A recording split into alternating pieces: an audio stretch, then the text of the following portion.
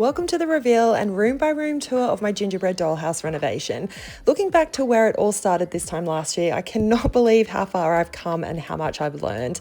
This is without a doubt the biggest and smallest project I've undertaken, and if it wasn't for my Ryobi tools by my side, it would have been next to impossible to reach the finish line. If you're new to this project, let me quickly rewind. It all started in December last year when I saw another creator turn a bookshelf into a gingerbread dollhouse, and it inspired me to renovate my own dollhouse.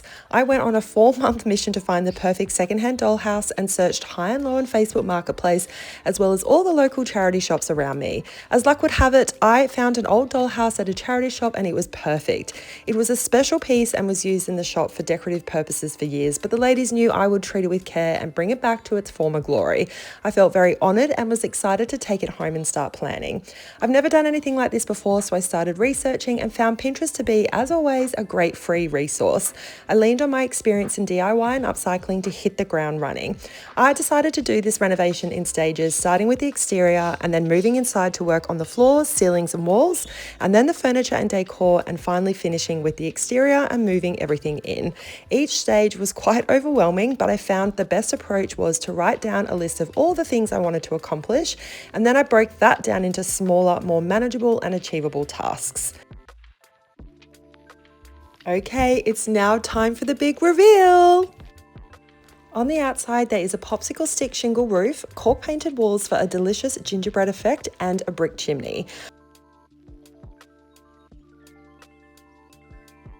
I also made a bespoke gingerbread paint colour, which I think makes it look really yummy. There's also lots of icing, festive greenery using pine garland ties and ribbons for bows. I also built a new facade using a panel of pine wood and cut out the little arch windows, heart windows and a door. I was going to make a door, but I love that you can see inside the gingerbread dollhouse, so I decided not to. And I am obsessed with the facade because it's easily removable to reveal the gorgeous gingerbread dollhouse inside.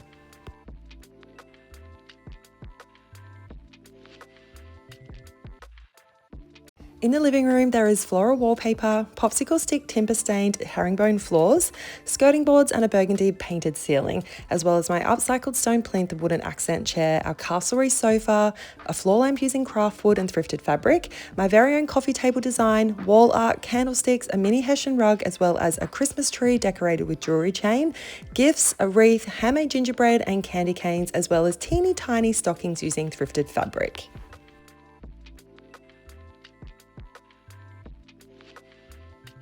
Next door, there's a powder room with a tiled floor, wall art and mirror, sink, toilet, and of course toilet paper. In the kitchen, there's a painted placemat floor, and I made the cabinetry from scratch, including the teeny tiny curtain and range hood. I used beads for the knobs and made a stovetop using a cereal box. I made the dining table from scratch, painted the miniature dining chairs and glued bows onto the backs.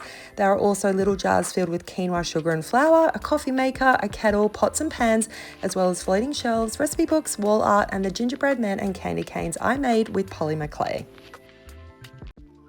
Upstairs in our bedroom, there is popsicle stick stained flooring, as well as a popsicle stick painted ceiling, floral wallpaper, board and batten painted walls, my upcycled boarfoot side tables, a cozy bed with cushions, books, our castlery rug, a floor lamp, wall art, and of course a miniature replica of my upcycled abstract painted room divider.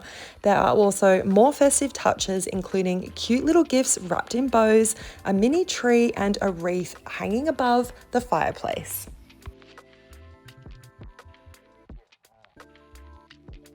Next door is the bathroom with a towel rack, a bath, wall art and a framed mirror. Then you step into my very own studio featuring my DIY art shelves filled with books, craft supplies and fabric, a toolbox, a desk made with toilet rolls and a pasta box, my upcycled pinboard and of course my DIY wavy shelves, which I'm absolutely obsessed with and is stacked with my favourite interior design and crafting books. There are also rolls of wrapping paper, bells, gifts, mini trees and a little tiny mushroom. Upstairs are the kids' bedrooms, and they were my mini interior design clients, so I took their briefs very seriously.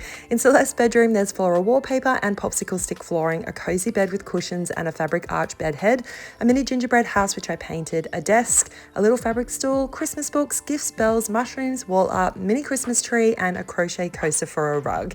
In Dusty's bedroom, there's floral wallpaper and popsicle stick flooring, a cozy bed with cushions and a wooden bed head, a teeny tiny pinboard, card games, a painted desk and bench seat, a fabric stool, guitar, wall art, Christmas books, a thrifted shoulder pad for a rug, a side table with teeny tiny clock, and lots of festive touches. I cannot believe I have finally reached the finish line. When I look back to where I started at the end of last year, I cannot believe how far I've come and how much I've learned. Renovating a dollhouse can get expensive if you buy everything, and I wanted to keep costs down while also being as sustainable as possible. Because of this, I challenged myself to make as much as I could, such as the furniture and decor, and reuse materials I already had at home, including toilet rolls, coasters, and cereal boxes. After I had finished the dollhouse, surprisingly, it took at least 30 minutes to move everything in. It's not a quick process, but it was highly enjoyable. And because I love a deadline, I promised my kids I would have this done by Christmas, and since that's a couple of weeks away, surely this gives me some serious brownie points. So excuse me while I pass out on the couch while my kids tear it apart. Jokes, but seriously, this has been the most satisfying, not to mention the longest and tiniest project I've ever undertaken. My kids are obsessed, and that makes me so happy. I've shared a series of videos here on my channel documenting every stage along the way, so feel free to go back and watch them. If you have any comments or questions, please feel free to let me know below. And thank you so much for following along, and I hope it's brought you lots of joy and you feel inspired to renovate your own gingerbread dollhouse sometime soon. Alrighty, see you next time.